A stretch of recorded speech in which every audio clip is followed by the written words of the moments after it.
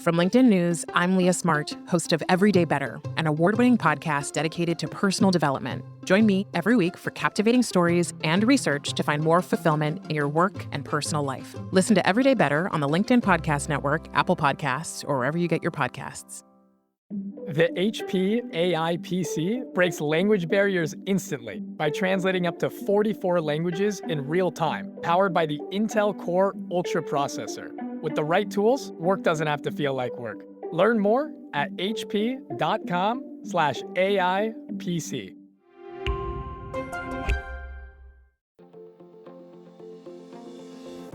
Hello, my friend, and welcome to another exciting episode of Negotiate Anything. Thanks for joining us today. With over 10 million downloads and listeners from more than 180 different countries, it's dedicated listeners just like you who have made Negotiate Anything the #1 negotiation podcast in the world.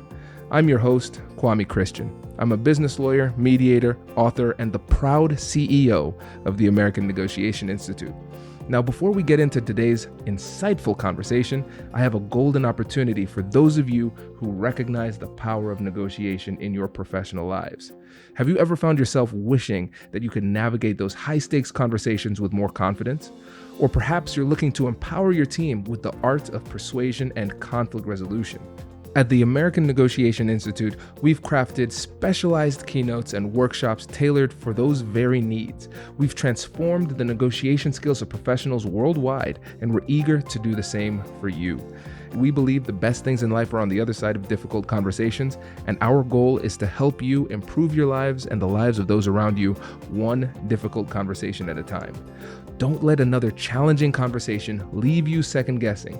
Click the link in the description to discover how we can help you find confidence in conflict, negotiate better deals, and have stronger relationships. Because in the world of business, every conversation counts. And now, without further ado, let's jump into the interview. Marc, thanks for joining us, my friend.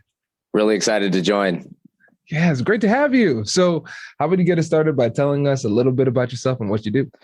Yeah, sure. So my name is Marc Howland. I grew up in a small lower middle class household in Cleveland, Ohio. My mom was a public defender for 40 years and committed her entire life to improving the quality of life of others. And she really instilled those values in me. And I had a lot of opportunities that I was presented. I was able to do pretty well in school, got scholarship to go to a top college preparatory high school, and led to an opportunity to go to Brown University. I was a business econ major, also a dual sport athlete in football and track, and ended up going to the financial world. Got an opportunity to work at Goldman Sachs as an investment banker for several years, and then at the Carlyle Group, a private equity fund after that, and was able to get an opportunity to go to Harvard Business School for my MBA. And I've been an entrepreneur ever since post 2018. And most recently, I was called to build a company called Breadless. It is a quick service restaurant chain that serves savory on the go breadless sandwiches made with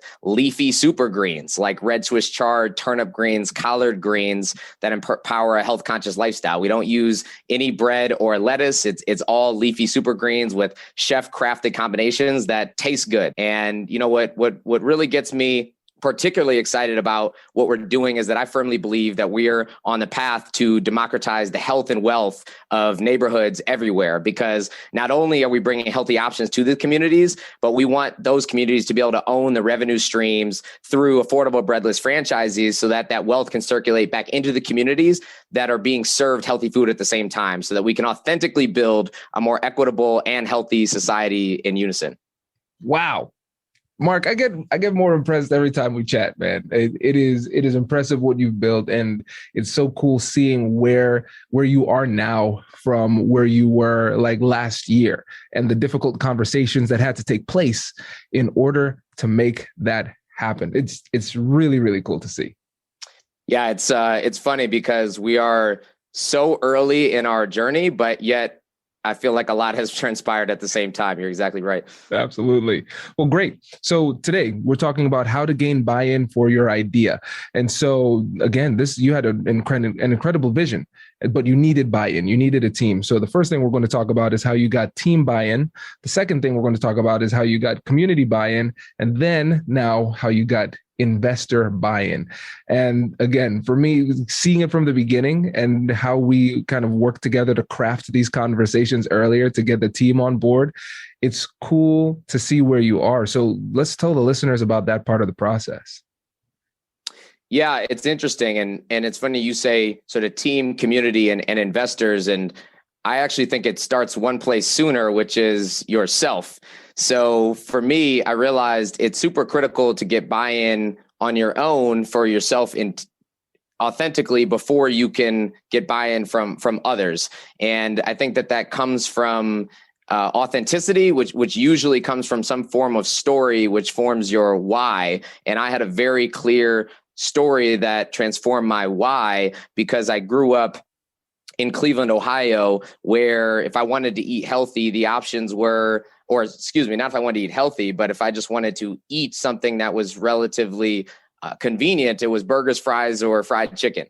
And that informed how I grew up. And so ultimately, at one point, someone even said I had a gut, and that was something that really made an impact on my sense of self. And thankfully, I grew up in a city that is really big into sports. So I pushed myself into becoming a great athlete in football and track. And that helped me to transpire up until adulthood. But then the world of finance is not one that is that serves a healthy lifestyle very well. And so it was very difficult to find healthy options.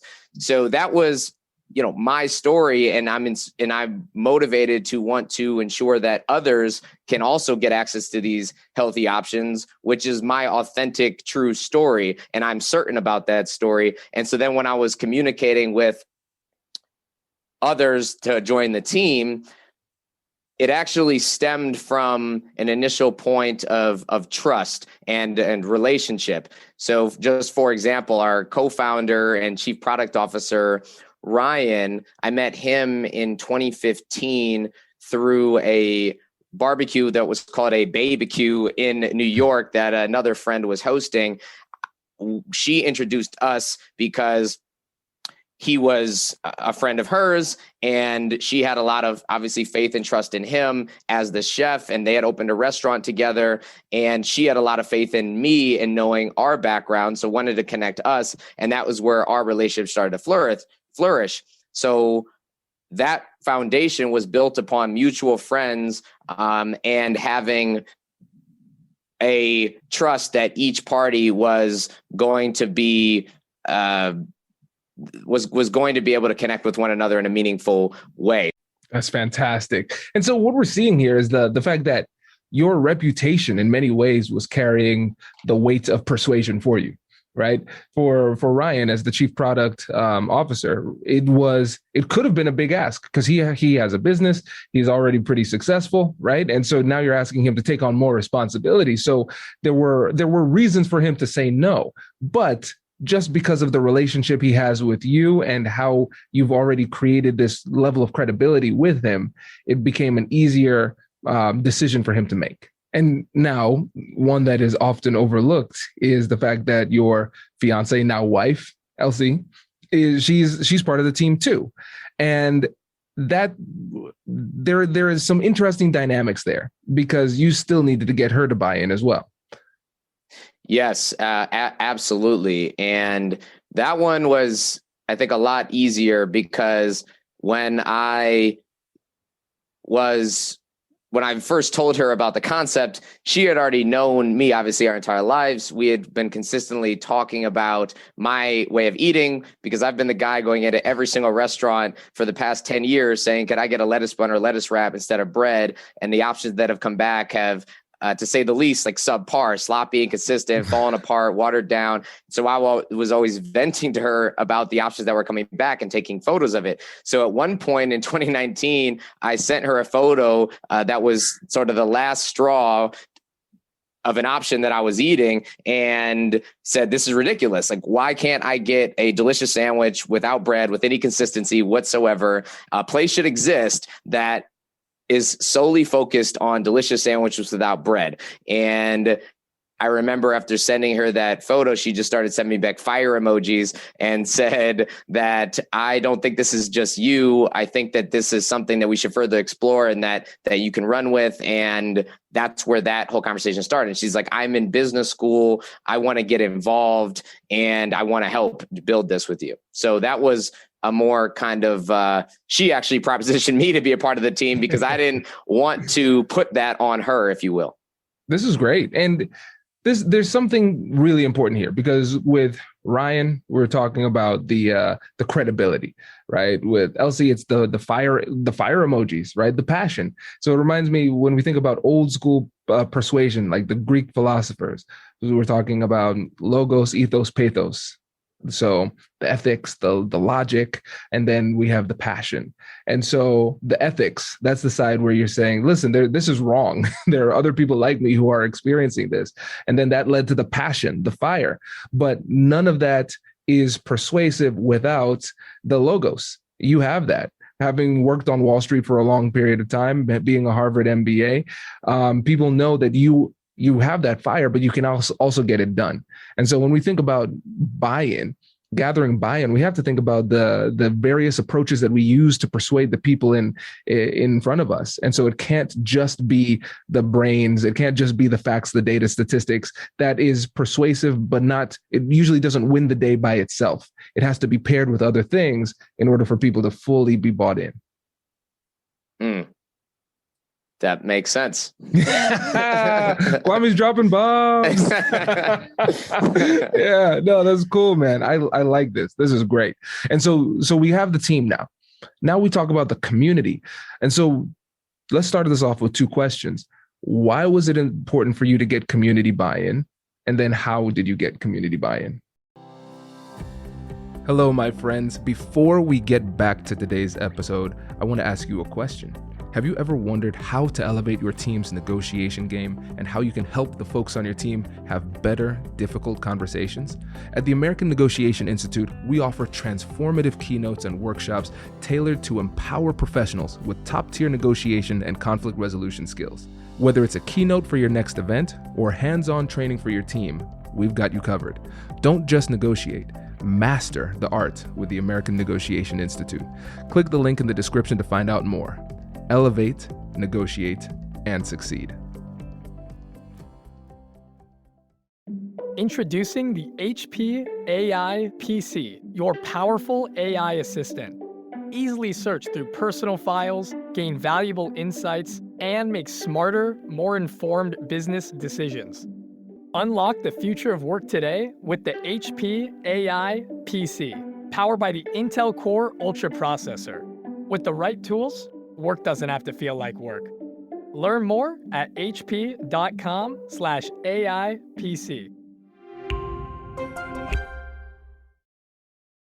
Sure.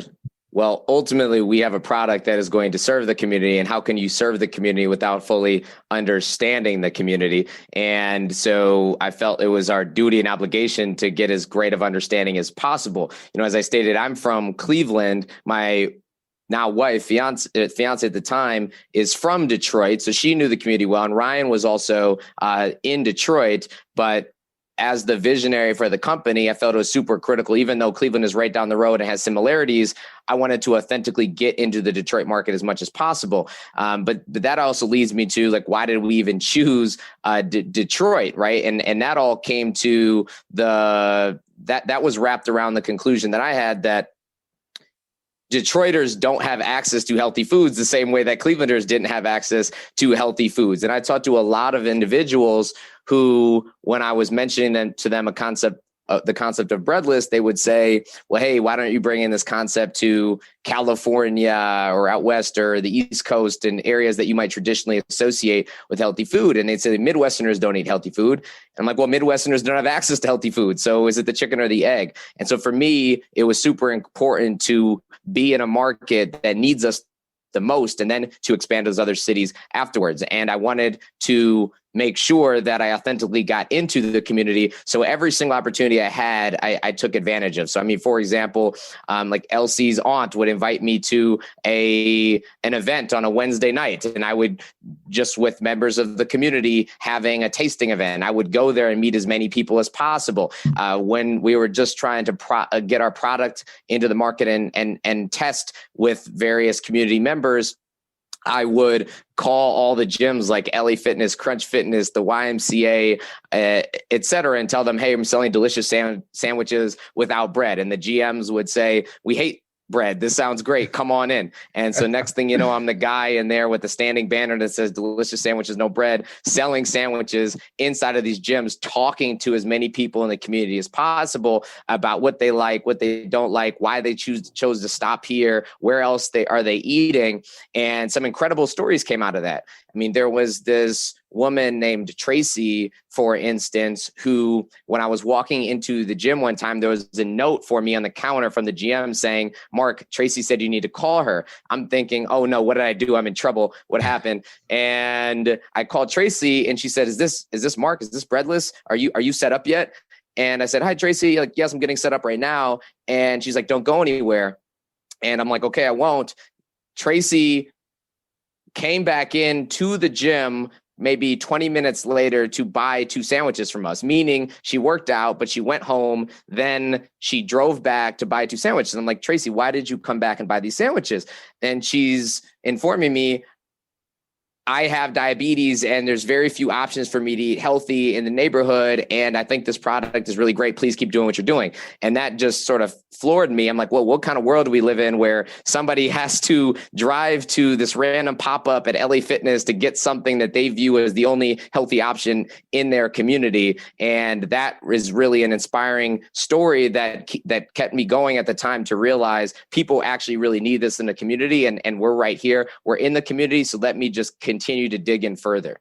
Yeah. And I love how you started the story, like just your experience in Detroit, with the fact that it started off with Elsie and her aunt who connected you with other people, right? Because it can be difficult to get a start in a new city. But if you have somebody else who's vouching for you, it makes it a little bit easier, right?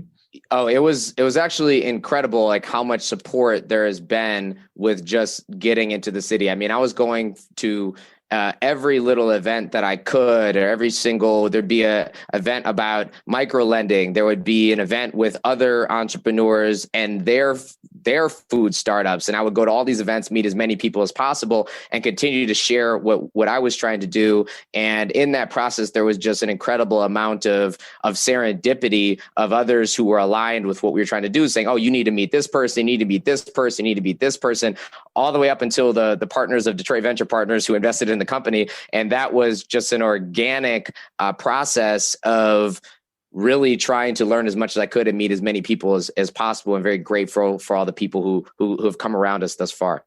It's fantastic. Now, when you think about community buy-in, were there any situations that were more difficult, where you really had to work a little bit to get people to get on board and see the vision? Well, in any company or with any new product or concept, you have to get extremely comfortable with rejection.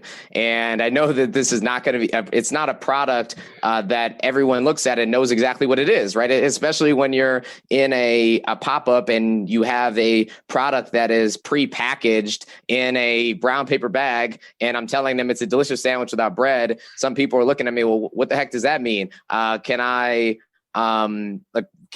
you giving out free samples? And some instances we would give out free samples. Other instances we would not give out free samples because we only had limited product. We didn't have a legitimate infrastructure yet. So if I gave a free sample to this person, then I don't have the option to share this with other people as well. And so there was, as you can imagine, there's a lot of pushback. There's a lot of rejection that you will face. But then at the same time, there's an overwhelming overwhelming wave of evangelists and people who are super excited about it and are like, I've been waiting for this forever. And it's those people that we really try to hone in on.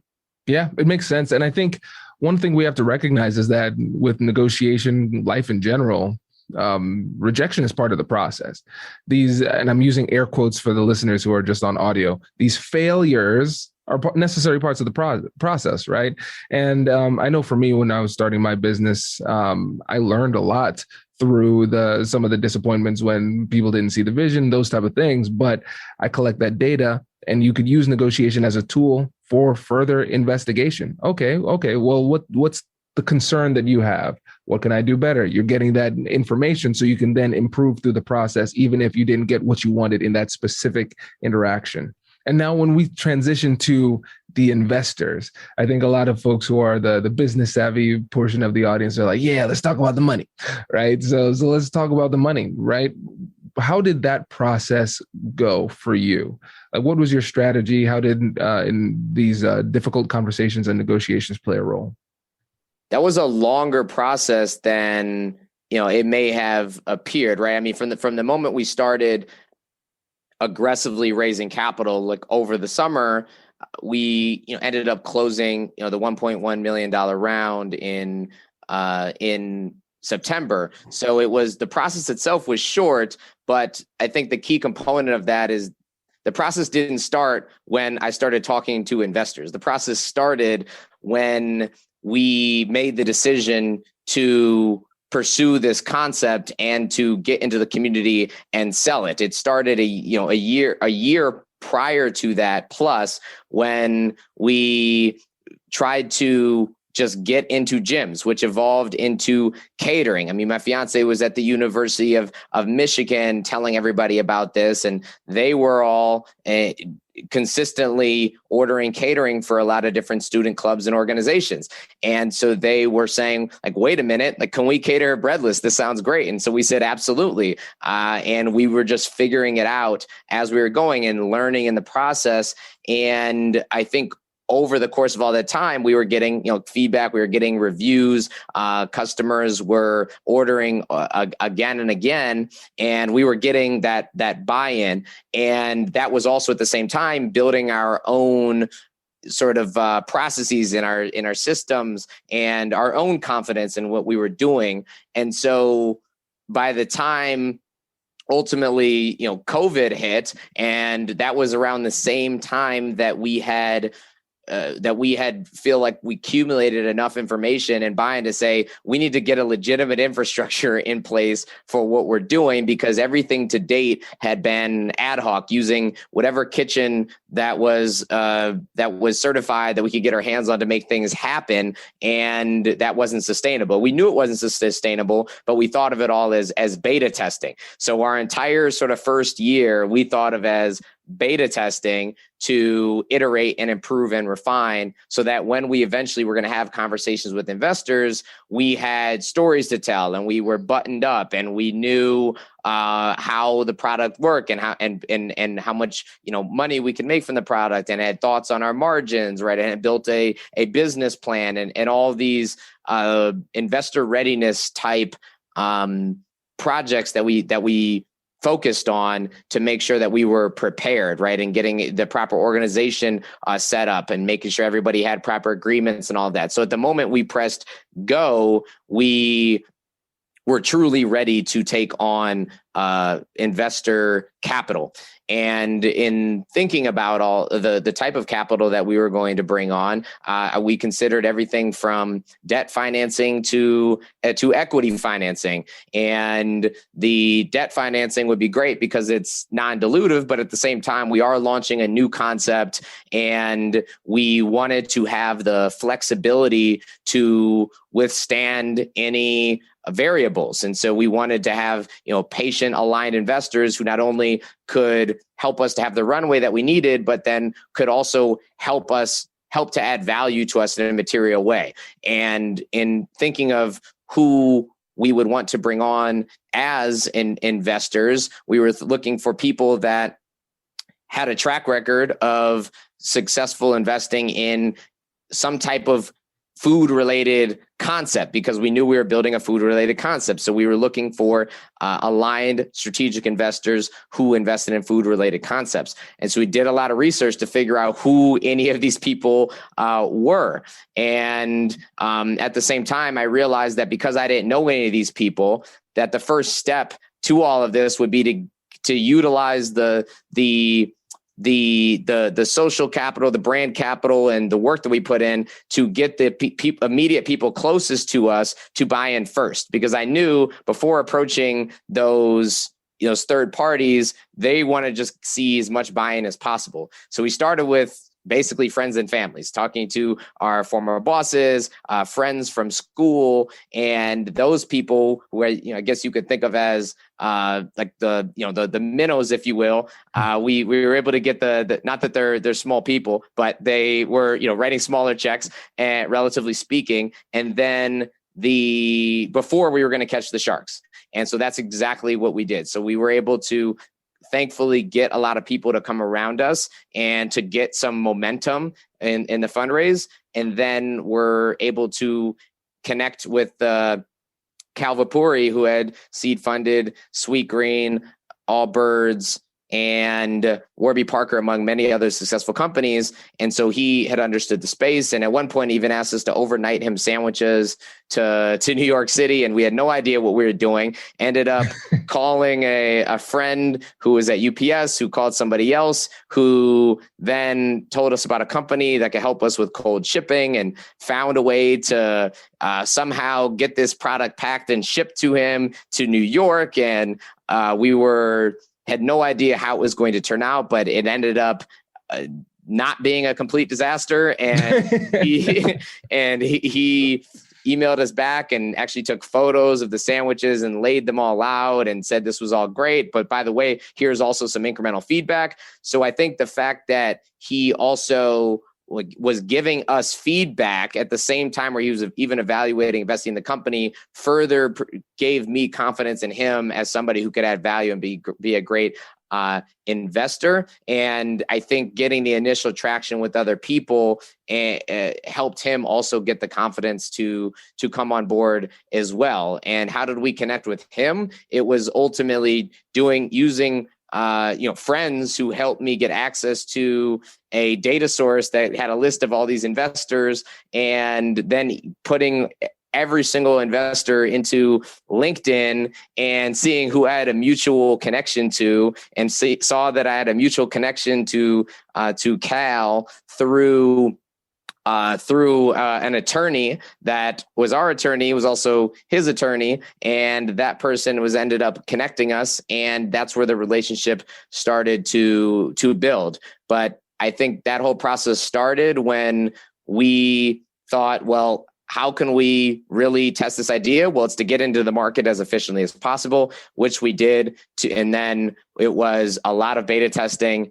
And that was a year-long process with a lot of trials and tribulations, and then getting the buy-in from people closest to us as investors to lead the momentum for the round, and then getting somebody who's going to write a much larger check to then become like the formal lead for the round. And then because we were launching in Detroit as well, and we had a ton of respect for Detroit Venture Partners, we were excited to be able to bring them into the round as well, particularly because we're also a Detroit-based concept that plans to scale like nationwide, but we're launching right here in Detroit, want to build the city up and build our communities up. And they were aligned with our mission, what we're trying to do.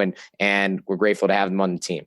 That's fantastic. Yeah. And listeners, you can see the strategy here, right? The strategy that was intentional, and then the strategy that was just organic and relational, right? Because what we're seeing is the fact that you've been intentional about creating these relationships, and you've nurtured those relationships. That's how you're able to make these connections. That's how you're able to reach out to the people who are close to you and get buy-in for the investments too. And then it led to the bigger opportunities.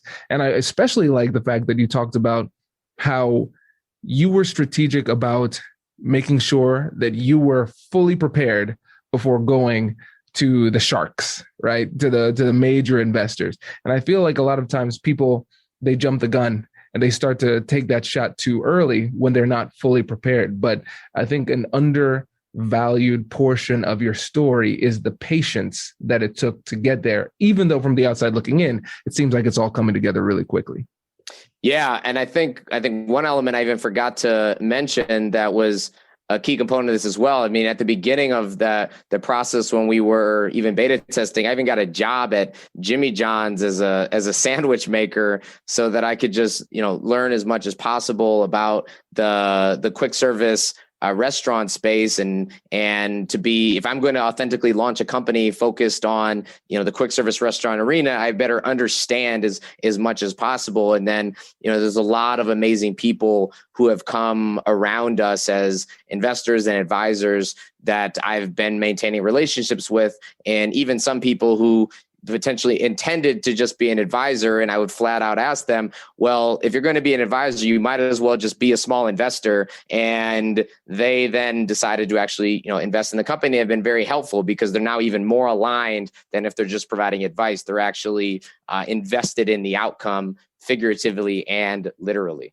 Absolutely. And for the listeners out there who are listening, what piece of advice would you give them if they have some idea, whether it's within their career at the organization where they work or in a business, if they're struggling to get buy-in, what would you say is the first thing they should do? The first thing that I think you should do is make sure that, number one, you have absolute certainty in what you are doing, and that you've convinced yourself that this is what you want to do.